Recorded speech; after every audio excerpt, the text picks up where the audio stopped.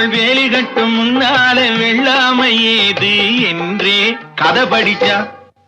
அவ வேலி கட்டும் முன்னாலே வெள்ளாமை ஏது என்றே கதை படிச்சா. அவன் காதலுக்கும் பின்னாலே கல்யாணம் வருமா என்றே கையடிச்சான். அவன் காதலுக்கும் பின்னாலே கல்யாணம் வருமா என்றே கையடிச்சான். அவளாகட்டும் என்றே ஆசையில் நின்றே அத்தானின் காத கடிச்சா.